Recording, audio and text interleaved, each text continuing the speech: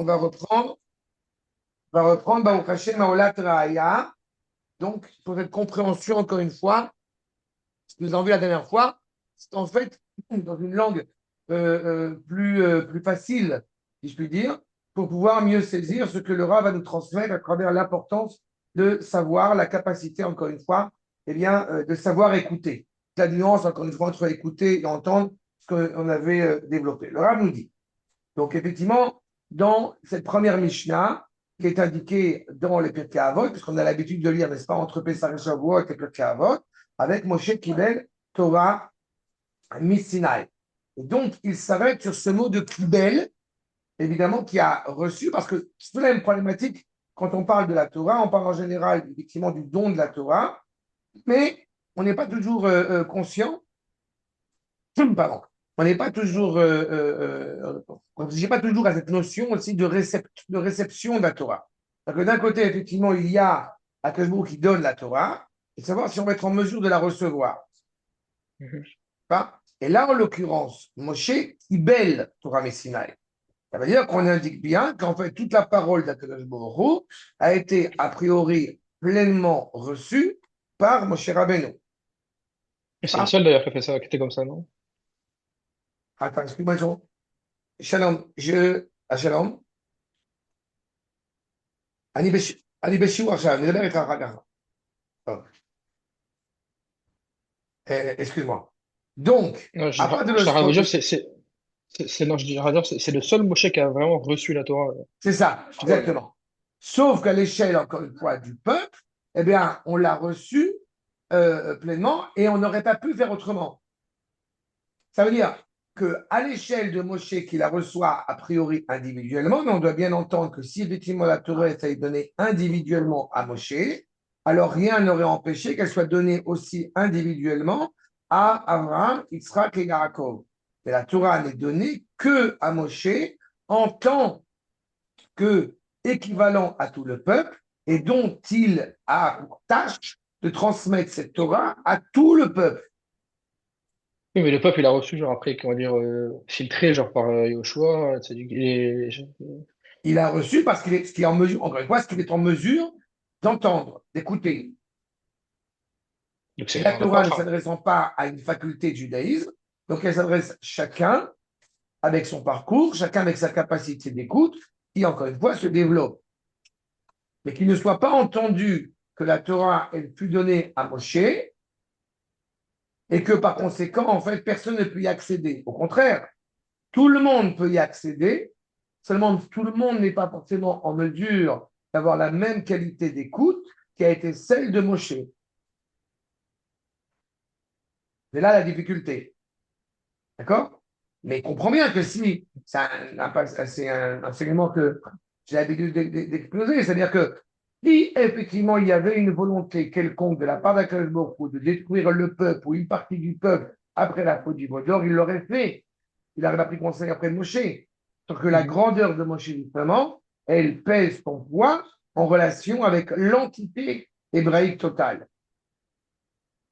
Seulement, Moshe, à ce moment-là, est capable de recevoir. J'ai compris. Alors, si Moshe Rabbeinu, il fait, genre, il est l'équivalent de tout l'homme Israël, est-ce que la Torah si on va dire, on regroupe on va dire, les connaissances de tout l'homme Israël, on se retrouve à la Torah complète que Moshe Rabbeinu a reçue? Bien fait, Ouais? exactement. Ah, ok.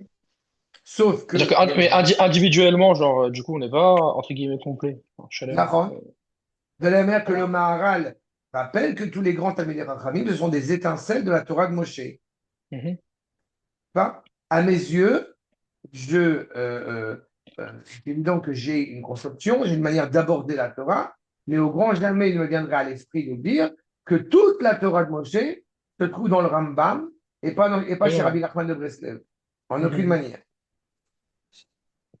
Ok. D'accord? Maintenant, on va voir évidemment cette notion de Kibel. Agdula Eliona shel Adam, Amit Ale, Me'al Kol Godel Venizgar, Hi Aistaglut, Lishomoa, Bekol Hashem. C'est là, en fait, qu'on reprend le propos qu'on a évoqué la dernière fois sur la capacité, pas seulement à entendre en réalité, mais à reconnaître la parole d'Akadosh Baruch Hu. C'est là qu'est mesurée, encore une fois, l'élévation profonde de l'homme. Les kabel dvar Hashem, lo lechadesh me'atzmo. Comprends que, j'ai coutume d'expliquer que quand j'ai fait de la littérature à la fac, alors il y avait l'idée de dire qu'il fallait absolument transmettre quelque chose de nouveau qui n'avait pas été dit auparavant. Mhm. D'accord. C'est là que tu vois un grand prof de littérature, c'est qu'est-ce qu'il a inventé. Pas les traditions juives, ce n'est pas le cas. Pas les Mhm. traditions juives, qu'est-ce qui fait que j'ai réellement été fidèle à un enseignement traditionnel, bien évidemment pas plagié ni copié, mais énoncé par mes propres mots, mais qui soit l'expression la plus fidèle et la plus optimale de ce que, en fait, a transmis Akadosh Baruch Hu à travers les générations. Comment on peut expliquer à quelqu'un genre qui dit genre que par exemple, ce qui a marqué sur Chachamim, genre c'est pas forcément genre Me'achus vrai dans le sens où c'est de l'interprétation. Les gens ils disent c'est de l'interprétation. C'est le problème, c'est que les gens, quand ils parlent, il y a deux gens qui ont, il y a deux personnes, je veux dire, il y a deux types de personnes qui ont cette problématique-là. Le premier, celui qui n'a jamais étudié de sa vie, et le deuxième, celui qui croit que, eh bien, je vais interpréter un texte. C'est-à-dire que même si effectivement c'est quelqu'un qui est profondément animé par l'amour des maîtres, il n'empêche que c'est un devoir d'aller regarder dans le verset lui-même Mhm. pour s'interroger et interroger le verset. Le fait que la réponse se trouve chez le maître, soit, et que même s'il y a plusieurs réponses, mais que la réponse en question, eh bien, est convenue dans sa cohérence, soit. Mais en aucun cas, tu crois ou tu peux laisser entendre que c'est l'avis de ce maître. Il a prodigué, qu'il a sorti de son chapeau. La difficulté pour les gens qui, malheureusement, vont étudier ou ne vont pas étudier, alors ils vont se dérober en disant chacun a son interprétation. Il n'y a pas de problème. Qui dit ce que tu dis? Et c'est là où, malheureusement, le mal blesse, si je puis dire, où ça coince. Parce qu'en fait, l'interprétation, pour reprendre cette expression, que tu vas donner ne lui convient pas. Donc, Ok. automatiquement, il va se dédouaner, se désolidariser. Mais ce qui m'importe d'abord et avant tout, c'est d'exiger de la part du verset qu'est-ce qu'il veut m'enseigner. Pour ça, je dois connaître le verset. Pour ça, je dois être en mesure de saisir ce que dit le verset. Et donc, encore une fois, je ne vais pas essayer d'interpréter le verset, c'est-à-dire que, comme j'aime à le dire, ou comme surtout comme enseigné Manitou, celui qui est au centre de cette étude, c'est pas moi, c'est Akadosh Baruch Hu. Mhm. Comme j'ai coutume de dire, la vie de David Benita, on s'en fout. Je ramène des feuilles de source dans mes cours, pas pour essayer encore une fois, de me donner un filet ou pour me justifier. Non. Parce que je tiens des paroles qui peuvent s'avérer cohérentes, qui peuvent s'avérer dures, peut-être aux yeux de certains, mais je viens les rattacher à, encore une fois, les sources traditionnelles. Ce qui m'importe, c'est qu'est-ce que la Torah veut me dire, pas ce que je vais en faire moi. Mhm. Et à partir du moment où effectivement, eh bien, je suis fidèle à ces enseignements traditionnels, puisés au sein du verset, au sein, encore une fois, de la discussion entre les maîtres, à ce moment-là, et rien qu'à ce moment-là, je peux réellement reproduire des choses selon ma couleur, Mhm. ma manière spécifique. Est-ce que Et ça peut pour pas être entre ça, guillemets il a fallu se genre taire. Pardon. non. Non, non, c'est pas fallu, pardon. Est-ce que, comment ça s'appelle, est-ce que c'est, enfin, est-ce que, entre guillemets, ça peut pas être problématique dans le sens où si quelqu'un, il prend les versets, genre, il prend les explications de Rachamim et il comprend d'une façon erronée, par exemple, C'est pour ça qu'il y a des maîtres. ah, genre, du propre maître, genre, C'est Michel. d'abord et avant tout pour ça qu'il y a des maîtres. Comme j'ai Ouais. l'habitude de le dire, je n'ai pas étudié à la yeshiva. Quand j'étais à la yeshiva, je n'ai pas étudié à la yeshiva. À la yeshiva, j'ai appris à lire au sens propre comme au sens figuré. Mhm. Est-ce que je suis en mesure de tout lire? Non. Pourquoi? Parce que je n'ai pas suffisamment été à la yeshiva. Mhm. D'accord? Ok. Mais en tout cas, je me casse les dents et je n'ai pas de crainte à demander ou de honte ou de fausse pudeur à Mhm. demander à un maître que je reconnais comme tel, qu'est-ce qu'il faut comprendre dans ce verset ou qu'est-ce qu'il faut comprendre dans cette idée, je n'ai pas compris. Mais j'ai l'oreille qui, à mon grand bonheur, eh bien, est en mesure de déceler quand c'est frelaté et quand c'est pas frelaté. Ok. Ok. Quand? Mhm. Parce que le postulat fondamental, c'est qu'on aime la Torah. Le postulat fondamental, c'est qu'on aime les patriarches, qu'on aime les matriarches. Donc, on va considérer que j'ai une position qui est profondément sioniste, convaincu, religieux, je m'en fous. Parce que l'essence même de notre Torah, c'est de parler du peuple, de la terre et de sa Torah. Mhm. C'est l'épine dorsale, encore une fois, de Hamachem. Ok. Donc, à partir du moment où tu as ce postulat-là, tu peux commencer à discuter. Et celui qui viendrait pas me remettre en cause, eh bien, la Sgoulat Israël, la spécificité tellement importante d'Israël, il peut me citer Rashi, il peut me citer qui il veut, je m'en fous, ça ne m'intéresse pas.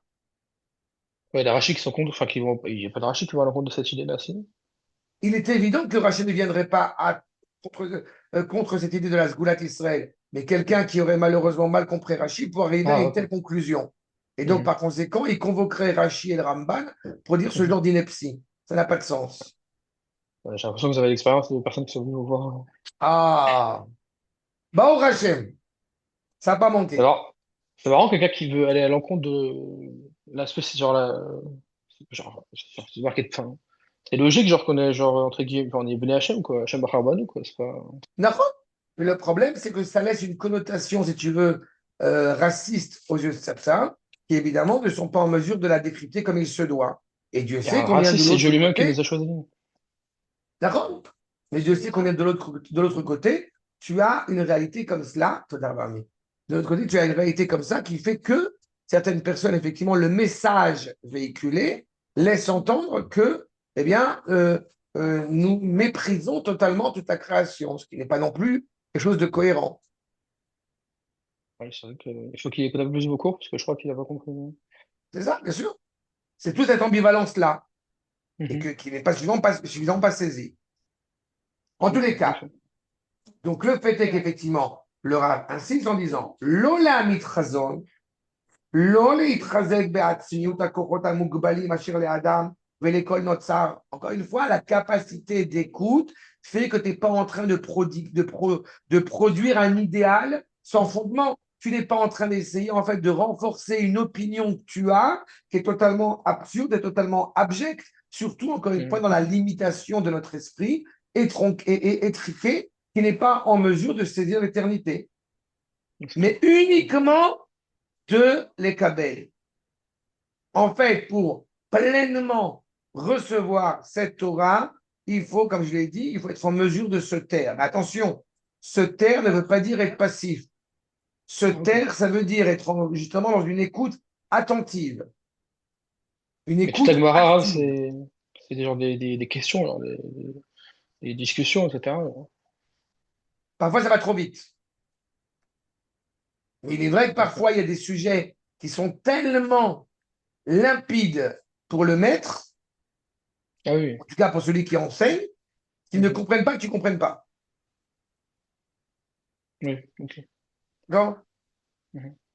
Et en l'occurrence, Moshe, vis-à-vis d'Akadosh Baruch Hu, comme j'aime à le dire, il a le meilleur roche échivé qu'on peut avoir de la terre. Mhm. Donc, tu peux avantager.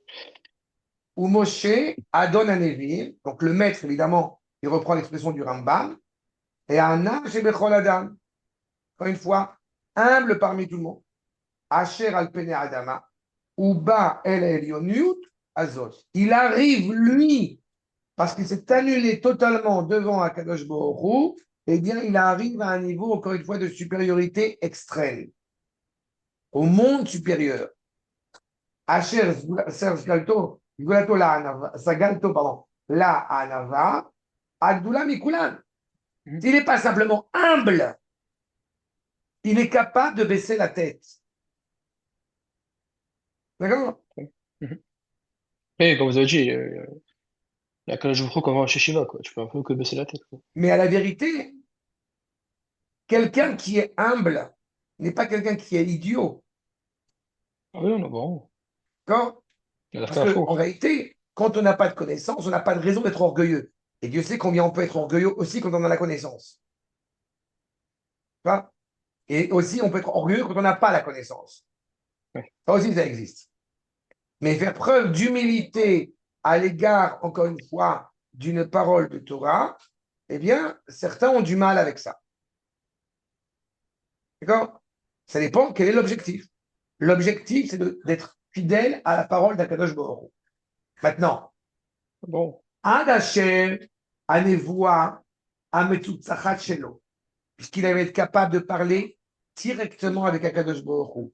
Panim el panim. Le miroir, encore une fois, au reflet spectaculaire. Shehi, hi, ora olaim le'ad. En fait, quand on parle de Moshe, quand on parle de Moshe qui est grand, je fais toute une série de cours et même des petits clips sur la valeur inestimable de Moshe, tu n'as pas besoin de dire autre chose. Moshe, c'est Moshe. mhm. Alors, quand on parle des patriarches, quand on parle de Yosef, quand on parle de Aaron, quand on parle de David, ce sont les archétypes, encore une fois, ce sont les épines dorsales qui constituent le peuple juif. Moshe, il est rattaché à la vertu de Netzach, à l'expression de la volonté d'Akashbou, qui est l'éternité. C'est la Torah. Quand, Mhm. quand tu dis Torah, tu penses Moshe. Quand tu penses Moshe, tu penses Torah. Bon. עכשיו, לא נתערבבה כל דהו ממחשך הגבלה האנושית ביצורים.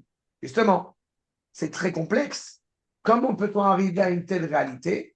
En fait, aucune forme, aucun soupçon d'obscurité ne s'est attaché à Moshe. Ah oui, ok. Mhm.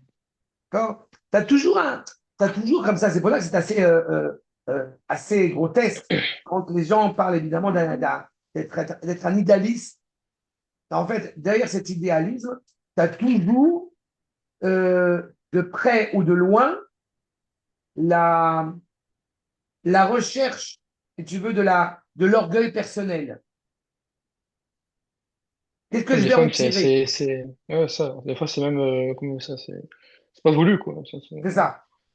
Alors que là, justement, il n'y a aucune scorie dans la personnalité de Moshe. C'est exceptionnel, en sachant qu'il a été éduqué, genre, dans le palais de Paro, c'est Justement, il avait toutes les raisons d'être orgueilleux, d'être le prince, c'est d'être. ça. Non, non, en aucune manière. Mhm. C'est ça. Ah, Encore une fois, c'est- l'exemple contemporain, évidemment, chacun a sa place, mais il ne faut jamais oublier que le Rav Kook n'est pas écrit Evet Kadosh, Le'am Kadosh. Il n'a de sens que pour servir le peuple. Encore une euh, fois, il n'est pas en train de se déprécier. Il est animé par la sainteté d'Israël et à ce titre-là, il est là pour apporter, encore une fois, eh bien, l'amélioration, le progrès, la délivrance, d'abord et avant tout, encore une fois, de Israël. Bon, lui, il était Cohen en plus, alors c'est encore autre chose. mhm. Mais il y a une idée qui est clairement développée. Encore une fois, aucune obscurité, aucune scorie, aucune marque d'orgueil personnel, aucune recherche d'ego. Non. Comment? Il kula idvar Hashem. Neshama Eliona Azot, et donc cette Neshama tellement particulière, Mhm. Nishmato shel Roya Neeman Moshe. Là encore, l'expression elle est importante. Il est le berger. Ça veut dire Mhm. que s'il est le berger, et berger en plus ça, fidèle au projet divin, ça ne veut pas dire qu'il est totalement, dirais-je, limpide à l'égard du peuple. C'est pas faites ce que vous voulez, je m'en fous parce que je vous respecte, parce que je vous aime. Non. Et il est le berger. C'est-à-dire il encadre le peuple pour le bien du peuple. D'accord? Mhm. Aroé Neeman Moshe. Nesta, les Kli, Kabbalah, les Kabbalet Or Elion, Bemlo Zoharo. Et comme tout à l'heure, il est l'équivalent de tout Israël. Mais qu'on comprenne bien, il n'est pas tout Israël. Tu ne peux pas C'est quoi remplacer Zoharo, Moshe Ram? par personne. Ah bon, D'accord.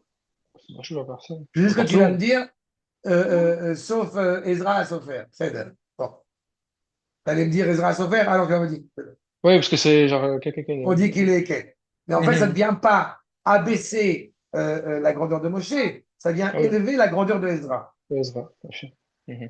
Ça veut dire quoi, Rav, Zoharo, hein? Bemane Zoharo? Pardon? Ça veut dire quoi le mot Zoharo? La lumière, Zohar, la La lumière? luminosité. Ah, la luminosité, ok. D'accord. Mhm. C'est Kabet Aurélien, même Zohar, en toute sa luminosité. Ok, ok, je comprends. D'accord. Il est Mhm. clair. C'est ce qui va se passer. Et là, c'est vraiment le sens propre. Moshe va se couvrir le visage. Ah, il fait. Il émane de lui une telle luminosité que cette luminosité est dangereuse pour celui qui n'est pas apte à l'approcher. D'accord. Pourquoi elle n'est pas apte à l'approcher? Parce que justement, il peut tomber dans l'idolâtrie. Comme on a vu le Par club exemple. d'or, quoi. Et notamment, c'est ce qui est passé avec les Goïms, avec le Erevra, avec les, n'est-ce pas, qui appartenaient au Vaudor. Mhm. En tous les cas, Beotsem Durato, Vekelil Kifloto. Là encore, ce sont des concepts qu'il faudrait développer. Mais d'une manière générale, tu as d'un côté, eh bien, la vaillance de Moshe, la rigueur de Moshe. Hein. Il est capable de mener les projets les plus intenses, encore une fois, qui sont menés, tout cela inscrit par la vertu de Yaakov Avinu, okay, qui est l'île Tiforto. D'un côté, le sens obvi, et sera entendu, il sur voilà, le, le diamant qui est fabriqué, qui est façonné par Akadosh Baruch Hu, mais tu as aussi une référence, bien évidemment, à la vertu, à la sphira de Tiferet, qui rappelle Yaakov. Hein? Mhm. Torah Tzivanu Moshe, Moacha, Keilat Kéhil, ok. Yaakov. D'accord. Excellent. Mhm.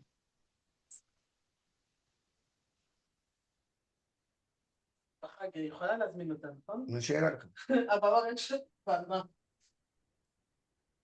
D'accord. Ve'etikun Isod Shnia Bekol Olamim. Encore une fois, c'est clairement l'expression de l'écoute, ça veut dire la plus absolue qui est en mesure de réparer tous les mondes. Quand on entend tous les mondes, ça veut dire ce monde-ci, le monde suivant, mais c'est aussi le monde terrestre et le monde céleste. N'oublie pas un détail, la nature profonde de Am Israël, de l'âme de la nation hébraïque, eh bien, elle se réfère au-delà des anges tutélaires. Oui, non, parce qu'on a la capacité là, alors Mhm. Exactement. D'accord. Attends, juste, il y a quelque chose, Michael, à, entre guillemets, réparer dans le monde céleste? Oui. Peut-être, hein. Ce qu'il y a à réparer dans le monde céleste, c'est l'incapacité à accéder à l'unité absolue, puisqu'elle ignore la réalité terrestre. J'ai compris. D'accord. Ah, j'ai compris, mais c'est-à-dire, je peux pas Ça en veut quoi. dire que l'année Shama, elle ne peut pas s'exprimer sur Terre sans le corps. Et à la rigueur, elle n'est même pas très heureuse, si je puis dire, utiliser une expression un peu maladroite, elle n'est pas très heureuse d'être dans ce monde. Ouais. Ce que, à quoi, et les anges tutélaires, bien évidemment, n'ont pas de rapport terrestre. Mhm. Bereshit bara Elohim Shamaim bet haaretz. Notre objectif, c'est de révéler l'unité entre Shamaim et Haaretz. Il met un ange, entre guillemets, tutélaire, genre, qui il a pas dit Sahara, il fait ce que Dieu lui dit, il a rien à Donc, il apprendre. n'a pas de libre arbitre. Donc, il a Donc, rien il à n'a pas de répondre. mérite. Ça se voit, bah, rien. Justement, Il faut donner le libre arbitre aux anges. Il faut qu'on arrive, nous, à ce que les les anges ne anges. peuvent pas avoir libre arbitre, comme les animaux n'ont pas de libre arbitre. L'ange Non. est automatiquement céleste, la bête est Mhm. automatiquement terrestre. Mais Mhm. l'objectif d'Akash Baruch Hu, c'est de révéler son unité dans ces deux dimensions en apparence. Donc, chez l'homme. Qui fait shalom? C'est pas Oui, non, moi. non. Mhm. Ok, D'accord. ok. Mais Mhm. l'entité hébraïque, justement, est là. Ce que j'ai coutume de dire, c'est que si effectivement il y avait une volonté, par exemple, de fonder l'État d'Israël, en fait, en fondant le Vatican, ça serait contraire à ce que Kashborou nous a transmis. Mhm. Akash Baruch Hu nous a dit clairement, je te rappelle, Mamlechet Kohanim et Goy Kadosh. Dans Mamlechet Kohanim, tu as Mamlechet. Tu as aussi Kohanim, tu as Mamlechet. Tu as Goy, Mhm. mais tu as aussi Kadosh. Tu as Kadosh, tu as aussi Goy. C'est-à-dire que déprécier la construction du corps individuel comme du corps de la nation, serait contraire à la volonté d'Akadosh Baruch Hu. On est sorti d'Égypte pour justement mettre en place cette pleine cohérence, si puis dire, spirituelle et terrestre, dans une même cohérence.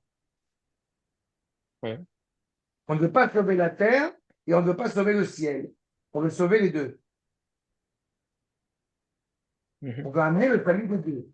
Et nous sommes autour de Ouais. la terre parce que nous en sommes capables. Mais pour arriver à ça, il a fallu justement que Moshe se rétracte, je veux dire totalement, de la réalité terrestre. À ce moment-là, c'est la capacité d'écoute. Parce que quand tu es dans l'incapacité d'écouter, alors automatiquement tu te définis par une réalité, par une couche extérieure, et défini par une couche extérieure, eh bien, ça crée une opacité qui t'empêche de voir la lumière. Ok. D'accord? Et pendant 40 jours, il est monté, genre, et il a écouté. Exactement. Tu as un exemple qui est célèbre, par exemple, encore une fois dans l'extrême, mais qui est tellement impressionnant. Tous nos maîtres ont été forgés comme ça. Il est la Zaken. Quand tu penses à Rabbi Eliezer ben Orkenos, le maître de Rabbi Akiva, tu Ok. comprends qu'il n'avait pas à manger, il mangeait de la terre. Il avait une haleine qui était, semble-t-il, problématique, mais c'est justement parce qu'il était totalement coupé du monde extérieur, pas par orgueil, pas par dépit, non, parce qu'il voulait construire une Torah, encore une fois, avec force. Ok. Il y a une Mhm. nécessité à cela. Tu ne peux pas construire réellement le monde si tu t'en t'es pas retiré un temps. Ok. Ok. D'accord? Et encore une fois, retiré, pas pour s'isoler, même pas pour être, je ne sais pas, un individualiste. Non, pour mieux construire le monde. Ouais, pour se concentrer, là. D'accord? C'est ça. C'est le tikkun bechol haolamim. Ou bechol Ah, yetzilut. Mechila, juste, pourquoi on dit alors Taken Olam et pas Olamim? Parce qu'on est quand est-ce que, justement, quand est-ce que les takem à Shaddai, quand est-ce que cette fille-là, elle a été fixée? Elle est fixée au moment où nous sommes en train de reconquérir Eretz Israël avec Yoshua. Mhm. Ok. Donc, justement, à ce moment-là, quand on y arrive à accéder à cette dimension-là, on n'est plus dans le désert. On n'est Ok. plus dans une réalité duelle. Puisque la terre d'Eretz Israël, c'est Eretz Achat. Donc, on a une J'ai sorte de compris pourquoi. préfiguration pour retrouver la cohérence d'un monde un. Avec les Olamim, il faut que ça devienne un Olam Echad, genre, dans sa Exactement. cohérence. C'est ça. Wallahi, ça implique qu'il y en a deux. D'accord? J'ai rappelé il n'y a pas Ok. longtemps que Mina Olam Ve'ada Olam, c'est à l'époque du deuxième Beth Amikdash que cette expression a été fixée. À l'origine, Ok. tu as une seule entité. Et ça, c'est encore une fois dans une réalité acquise, réparée. Yahushua, en rentrant en Eretz Israël, en conquérant Eretz Israël, on retrouve la cohérence du peuple un, de la Torah une et de la terre une. Ok. Parfait. D'accord? Mhm. Justement, et Malchut Shaddai. C'est-à-dire qu'il y a une pleine intimité, un lien clairement évoqué, révélé entre Akadosh Baruch Hu et Am Israël. Mhm. Et c'est par ce biais-là que le monde, encore une fois, automatiquement se répare lui aussi. Et Donc, si on pour se répare arriver à nous-mêmes, le ça, monde se répare automatiquement. exactement. Et pour arriver à ça, il fallait qu'il y ait cette expression, encore une fois, de l'acceptation de la Torah. N'oublie pas que Yoshua n'a pas forcément la même dimension, la même Mhm. révélation qu'a été celle de Moshe Rabbeinu. Mhm. Si tu as l'occasion, j'avais fait un cours sur le fait de ôter ses sandales. Et j'avais montré que Moshe il enlève ses 2 sandales, alors que il y a écrit Shal Na'aleicha, alors que Yoshua il enlève une sandale. Et en fait, ça met en évidence le fait qu'il y avait 2 choses à réparer par Moshe Rabbeinu, alors que Yoshua il n'en avait qu'une seule. Comment ça? Justement, parce que Moshe, il a inscrit à la fois dans la dimension spirituelle et dans la dimension matérielle la présence d'Akadosh Baruch Hu. Yoshua, il lui incombe de révéler la présence d'Akadosh Baruch Hu uniquement désormais sur terre. Ah, parce que Moshe Rabbeinu fait le Exactement. boulot. Exactement. D'accord? Mhm. Tu regardes, il y a ôté ses sandales. J'ai fait ça une fois, un cours dans le Sefer Shemot. Ah bon. Ouais. Donc, Oznaim, Kerit, Le, Ola, Ve, Ata, Lojal. אז אמרתי, הנה באתי במגילת ספר כתוב עליי. En fait, il montre bien que c'est justement, c'est justement parce que il a été, je répète, en mesure de pleinement écouter, donc de se mettre en retrait. Se mettre en retrait, ça ne veut pas dire ne plus exister. C'est-à-dire exister pleinement, Bon. mais uniquement pour Akadosh Baruch Hu. D'accord? À ce moment-là, justement, parce qu'il est tellement humble que la Torah, désormais, s'appelle Torah Moshe. Ouais, je rappelle, vous avez fait expliquer dans un cours que Moshe Rabbeinu, c'est comme un prisme par lequel la lumière elle passe, quoi. Après, genre. Exactement. Mhm. Exactement ça. D'accord? Non. D'accord? Ok, ok. Fait mode. Encore un peu de temps. On va faire aussi. עכשיו, בסדר? ça c'est Olat Raya et ok. On va faire aussi, pour poursuivre un petit peu, dans Mamara Raya. Tu as la Mhm. suite. Va? Mhm. Arei Matsano. Les Rabbi Eliezer Agadol. שלא אמר דבר שלא שמע מפי רבו מעולם. Oh. À partir du moment où on a dit que tu ne vas rien inventer, tu ne fais que livrer ce que ton maître t'a enseigné. Quand on parle de Rabbi Eliezer, on est un peu surpris. Pourquoi? Parce que Rabbi Eliezer Agadol, il dit qu'il n'a rien dit, qu'il n'avait pas entendu de son maître. Mais on sait très bien qu'il y a des choses qu'on a entendues de Rabbi Eliezer qui, a priori, n'ont pas été dites directement par le maître. Oui, mais quand vous avez, enfin, je crois que la dernière fois, vous avez dit ça, genre, en mode, une fois que le but du Talmud, genre, c'est de comprendre exactement ce qu'il dit le maître, que si il a Exactement. compris, alors, Très bien. il Oui, mais quand c'est faut le moi qui le motif. dis, c'est pas. Il y a le ça va. וקשה בזה, הנה, מה שמצאנו באבות דרבי נתן, פרק ו' גבי רבי אליעזר שדרש בדברים שלא שמעתן, שהנה, שלא שמעתן על זה מעולם. Il a dit des choses que personne n'a entendu jamais. Mhm. ולכאורה זה סותר, הנה, ça semble contradictoire. את הכלל של מידתו של רבי אליעזר שלא אמר דבר שלא שמע מפי רבו. Encore une fois, il y a une contradiction. Mhm. En fait, il nous faut saisir le רב. צריכים לנו לומר, שאם היינו אומרים שאמר דברים שלא אמרן פה לעולם, היה זה באמת סתירה. Si en fait il avait été indiqué, il a dit des choses qui n'ont jamais été dites ici dans le monde, il y aurait eu une contradiction. Qu'est-ce qui Ouais. se passe quand tu as la yeshiva? Tu entends plein de choses.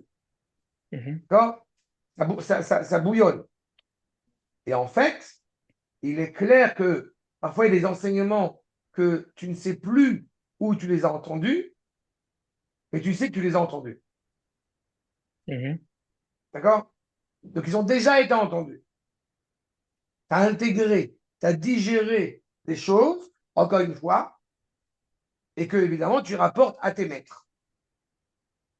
Ok. עכשיו, כיוון שאמרו שלא שמעתן אוזן מעולם, ça ne veut pas dire qu'ils n'ont pas été dit. Ça veut dire qu'il y a des oreilles qui n'ont pas entendu. Ouais, fait. אנו מבינים שהפה של הרב, אב התורה, donc la bouche du Rav, le maître par exemple de la Torah, Rabban Yochanan ben Zakkai, Amro. Il est clair que celui qui a su écouter les paroles du maître, il les a entendues. Parce que Rabbi Yochanan, il a parlé. Aval, Mikol Hashomim, parmi tous ceux qui étaient au cours, combien de fois tu peux être à une conférence et il y a 15 000 personnes et chacun a entendu quelque chose? Mhm. Et évidemment, tous vont prétendre Ils savaient exactement ce que le Rav a dit.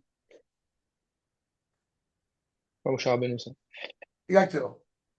Et donc, justement, la grandeur de Rabbi Eliezer a été de Akshavato Amuka. Pourquoi il est capable de dire des choses qui, a priori, n'ont jamais été entendues par personne, alors qu'il a entendu, alors qu'il ne fait que prodiguer les paroles de son maître, parce qu'en réalité, il avait une acuité, une qualité d'écoute suffisamment profonde pour avoir tendu l'oreille et ne pas avoir perdu une goutte. Mitorato Sherabo. Machelo Shamoa Acherin, que les autres n'ont pas entendu, lui, il a entendu. Absolument. D'accord? Venitza, c'est Béhémet, lo amar davar shelo shama, pirabo.